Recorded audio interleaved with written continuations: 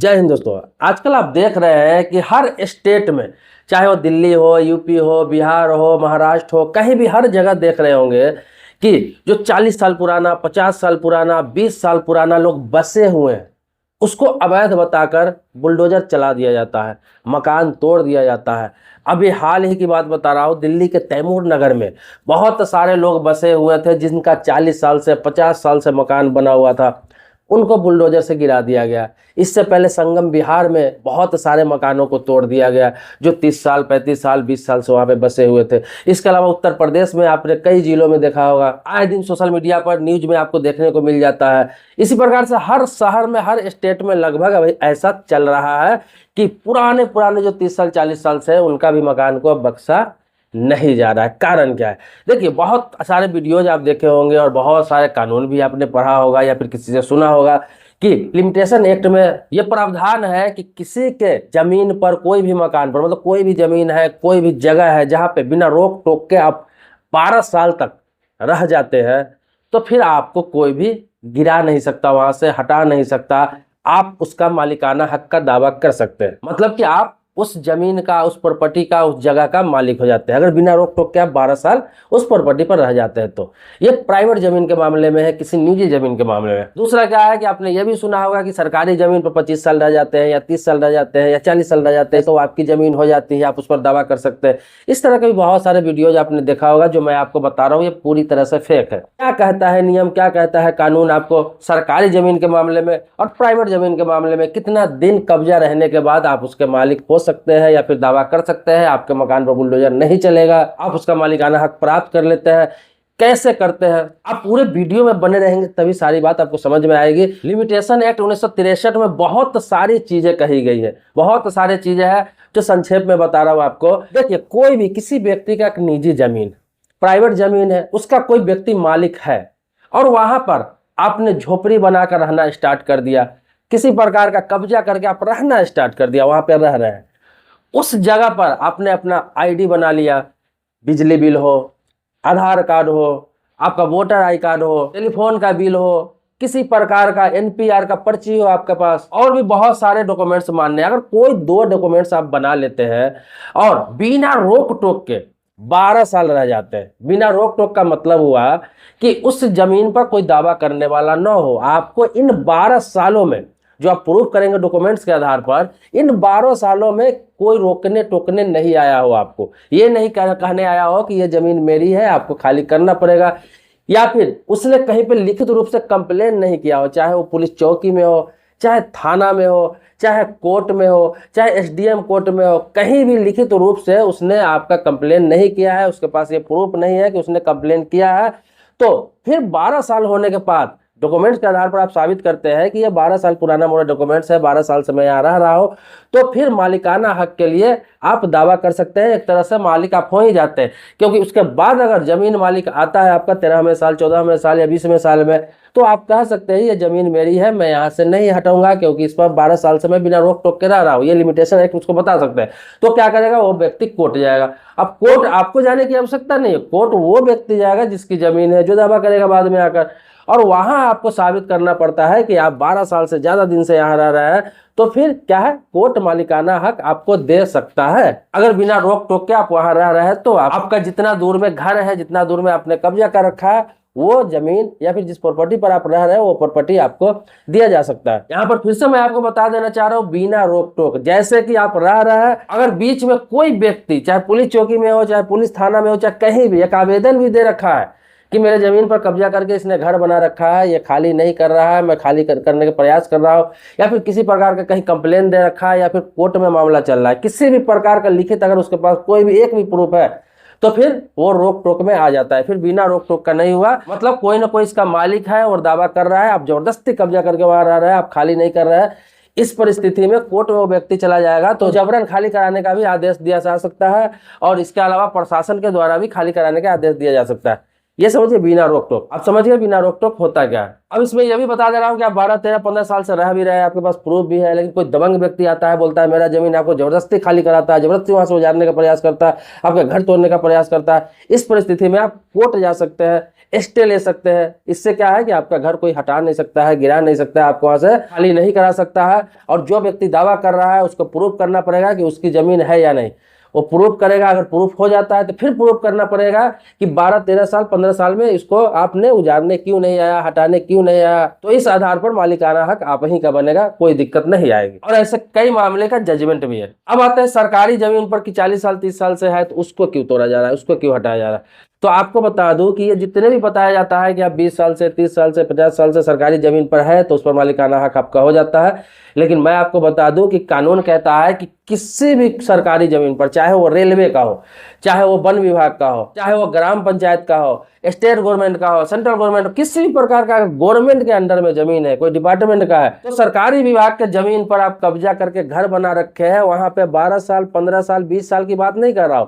200 साल से भी है, तो आपका घर आज नकल गिराया जा सकता है। वो हमेशा रेड में रहेगा, हमेशा खतरे में रहेगा, कभी भी उस मकान पे आफत आ सकती है। तो इस चीज को समझ लीजिए। बहुत सारे लोगों को पता नहीं है कि सरकारी जमीन पर कभी भी आप मालिकाना हक का दावा कर ही नहीं सकते, चाहे उसमें रोक टोक हुआ हो अन्यथा नहीं हुआ हो। सरकारी जमीन ही होता है, वो सरकार का ही रहता है। अगर सरकारी जमीन पर इस तरह के नियम लागू कर दिया जाए, इस तरह का कोई कानून अगर है कि 20 साल 30 साल 40 साल में ये जमीन आपकी हो जाए, तो सरकार का लाखों एकड़ जमीन पड़ा हुआ है, कहीं हॉस्पिटल के लिए पड़ा हुआ है, कहीं स्टेडियम के लिए पड़ा हुआ है, कहीं मैदान के लिए पड़ा हुआ है, कहीं पर चारागाह के लिए पड़ा हुआ है, कहीं पे स्कूल के लिए, कॉलेज यूनिवर्सिटी, बहुत सारे जमीन पड़ा हुआ है। ऐसे में तो सब आकर कब्जा कर लेगा वहां पर कि सरकार का अगर 20 साल 15 साल नजर नहीं पड़े तो फिर तो ये जमीन मेरी हो जाएगी। तो ऐसा कोई भी प्रावधान नियम नहीं है, ये गलतफहमी आप निकाल दीजिए। इसी प्रकार के गलतफहमी में लोग घर बना लेते हैं और होता क्या है कि 10 साल 15 साल 20 साल अगर वहां पर रोक टोक नहीं होता है, उनका लगता है मेरा अस्थायी हो गया, अब कोई दिक्कत नहीं होगी। पता चलता है कि 30 साल 40 साल बाद उनके बच्चे वहां रह रहे हैं, जाकर उस पर बुलडोजर चल गया, उसको तोड़ दिया गया। तो सरकारी जमीन पर आपका घर है, आप 10 साल से 15 साल से 20 साल से रह रहे हैं, तो आप ये समझिए कि एक रहने के लिए आपका अस्थायी निवास है, यहाँ पे आप रह रहे हैं। जब तक कि सरकार उसको टोक टाक नहीं कर रही है, रोक नहीं रही है, उसको जरूरत नहीं पड़ रहा है, अगर जब जरूरत पड़ जाएगा तो वहां पे आपको बुलडोजर चला दिया जाएगा, तोड़ दिया जाएगा, हटा दिया जाएगा। अब बहुत सारे लोग, अभी जो बुलडोजर चलता है हर जगह, बहुत सारे लोग इसे धर्म से जोड़ के देखने लगते हैं कि इस धर्म के लोगों को तोड़ा जा रहा है, उस धर्म के लोगों को तोड़ा जा रहा है। मैं आपको बता दूं, आप सही से आंकड़ा देखेंगे, कागज देखेंगे, ग्राउंड जीरो पर जाकर देखेंगे, तब आपको पता चलेगा कि इसमें सभी धर्म के लोग पीड़ित है। जो बुलडोजर चलाया जाता है, यहाँ पे धर्म देख के नहीं चलाया जाता है, जात देख के नहीं चलाया जाता है। आप किसी भी धर्म से ताल्लुक रखते हो, किसी भी जाति से ताल्लुक रखते हो, सरकारी जमीन पर अगर आपका कब्जा है, घर है, तो वो खतरे में है। तो आप अगर रह रहे हैं सरकारी जमीन पर, कितना भी पुराने हो, तो आप एक ऑप्शन बना के रखिए, अपना जमीन कहीं ना कहीं खरीद लीजिए, प्लॉट खरीद लीजिए, फ्लैट खरीद लीजिए, जो आप सक्षम है। ऑप्शन आप बना के रखिए कि कभी सरकार यहाँ से हटाएगी तो हमारे बच्चे, हमारे अगले पीढ़ी के लोग हैं, वहां पे जाकर शिफ्ट हो सकते हैं। ये गलतफहमी में मत रहिए कि आप 40 साल 50 साल से है तो अब नहीं आपको हटाया जाएगा। आपको एग्जाम्पल के तौर पर बता दे रहा हूँ कि तैमूर नगर में वहां पे क्या था कि नाले की जमीन थी और वहां पे लोग 30 साल 40 साल 20 साल से लोग बसे हुए थे। वहां पर क्या था कि बीजेपी से पार्षद का चुनाव लड़ चुके कैंडिडेट, उनका भी घर तोड़ा गया। जबकि दिल्ली प्रदेश में बीजेपी की सरकार है, सेंट्रल में बीजेपी की सरकार है, एमसीडी में बीजेपी की सरकार है, फिर भी उनका भी मकान तोड़ा गया, अवैध था इसीलिए तोड़ा गया। इसके अलावा आप देख रहे होंगे लक्ष्मी नगर दिल्ली में एक मंदिर पे भी बुलडोजर चलाया गया, क्योंकि वो अवैध रूप से स्कूल की जमीन पे बना हुआ था, जहाँ स्कूल बनाने के लिए जमीन छोड़ा हुआ था, उस पर मंदिर निर्माण कर दिया गया। वो भी 20 साल 25 साल पुराना मंदिर बताया जा रहा है, उसको भी तोड़ा गया। तो यहाँ जाति धर्म का मामला नहीं है, यहाँ मामला है सरकारी संपत्ति को कब्जा करने का। सरकारी संपत्ति को आप कब्जा कर रहे हैं तो यहाँ पे आपकी कोई रियायत नहीं मिलेगी, आपको ऑप्शन रखना है। और ये गलत भी है कि आप सरकारी जमीन पर घर बना के रह रहे हैं, ठीक है, आप 10 साल 15 साल 20 साल 30 साल से रह रहे हैं, तो ये 20 साल 30 साल 40 साल आपको एक समय तो मिला, इस बीच में आप कहीं खरीद सकते थे जमीन, कहीं और शिफ्ट हो सकते थे, या फिर एक ऑप्शन रख सकते थे। यहाँ पर थे कोई दिक्कत नहीं, ऑप्शन रख सकते थे कि जब सरकार नोटिस देगा, बोलेगा, मैं इसको हटा लूंगा, मैं इसको खाली कर दूंगा, मैं चला जाऊंगा अपने जगह में। 20 30 साल 40 साल आपको एक जगह मिला बिना किराए के, बहुत बड़ी बात है। तो सरकारी जमीन पर कोई भी कानून काम नहीं करता है जब जरूरत होगा सरकार को बुलडोजर चला देगा। अब बता रहा हूँ कि कौन सा सरकारी जमीन पर बुलडोजर नहीं चलता है, किस तरह के सरकारी जमीन पर आप बसे हुए हैं तो बुलडोजर नहीं चलता है। तो आपको बता दूं, आपने देखा होगा कि बड़े बड़े शहरों में, जैसे खासतौर पर दिल्ली एनसीआर की बात कर दूं आपको, तो बहुत सारे लोग आते हैं बिहार से, यूपी से, बंगाल से, राजस्थान से, और यहाँ क्या है, झुग्गी झोपड़ी बना लेते हैं और वहाँ पे रहने लगते हैं, काम धंधा करते हैं, फैमिली के साथ रहते हैं। 10 साल 20 साल 25 साल हो जाता है, वहाँ पर सारे डॉक्यूमेंट्स बन जाता है। तो यहाँ पे क्या प्रावधान है, इससे पहले की सरकारें भी की थी, अभी की सरकारें भी कर रही है,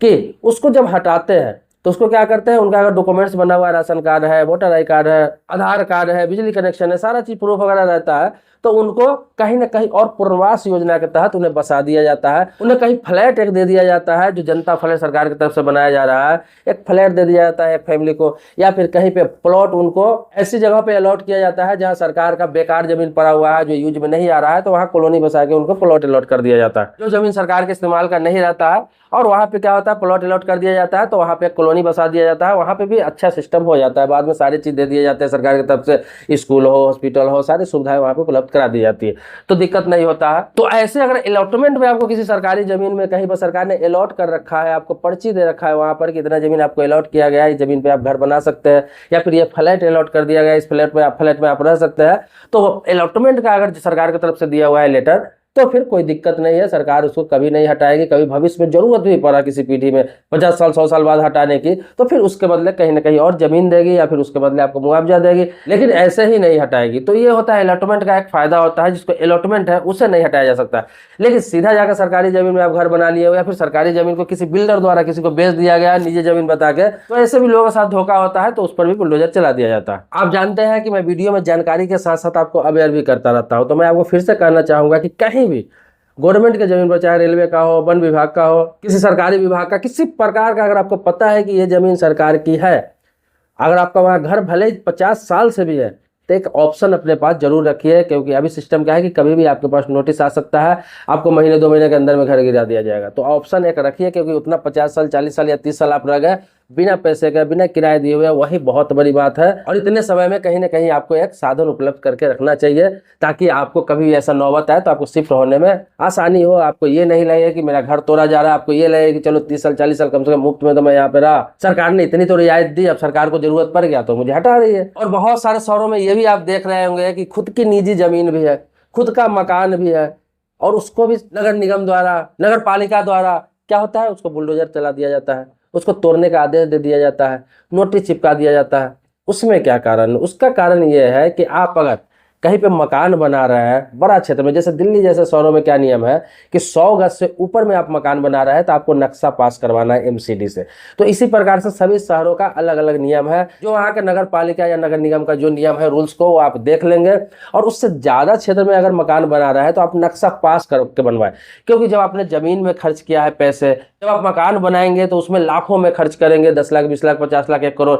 तो फिर नक्शा पास करवाने में आपको क्या जाता है, थोड़ा समय लगेगा, थोड़ा पैसे लगेंगे, लेकिन नक्शा पास करवा के ही आप घर का निर्माण कराएं। अन्यथा कभी भी, भले ही आपकी निजी जमीन में मकान है, भले ही आपके मकान का छज्जा बाहर बहुत ज्यादा नहीं निकला हुआ है रोड पर, उससे कोई मतलब नहीं है। कभी भी किसी प्रकार का कोई कंप्लेन आपके घर पर हुआ, कोई दिक्कत हो गई, कोई पड़ोसी किसी चीज को लेकर कंप्लेन कर दिया, फिर आपके घर पर बुलडोजर चलने में देर नहीं लगेगा। क्योंकि ये जो पावर होता है, ये जो शक्ति होता है, ये नगर पालिका के क्षेत्र में आता है, नगर निगम के क्षेत्र में आता है। अगर नक्शा आपने पास नहीं करवाया हुआ है तो बिना कोर्ट के आदेश के भी वो आपको मकान तोड़ने के लिए नोटिस लगवा सकता है आपके घर पर। इसीलिए नगर निगम, नगर पालिका की तरफ से जो लिमिट दिया गया है, उस लिमिट से ज्यादा एरिया में आप घर बना रहे हैं तो आप नक्शा पास जरूर करवा लें। दोस्तों, समय समय पर इसी प्रकार से मैं आपको अवेयर करता रहता हूँ, जागरूक करता रहता हूँ, कुछ नई नई चीज आपको बताता रहता हूँ, कुछ नए पुराने मुद्दों पर बात करता रहता हूँ। तो आपके मन में भी कोई सवाल है, प्रश्न है, कुछ पूछना है, कुछ जानना है, तो कमेंट बॉक्स में लिखिए, आपके टॉपिक वही वीडियो बनाऊंगा। अगर सब्सक्राइबर अभी तक नहीं है आप, तो चैनल को सब्सक्राइब कर लीजिए। पुराने सब्सक्राइबर है, इसके लिए धन्यवाद देता हूँ, आभारी हूँ आपका। नेक्स्ट वीडियो में एक नए टॉपिक के साथ मिलते हैं, तब तक के लिए शुक्रिया, धन्यवाद। जय हिंद दोस्तों।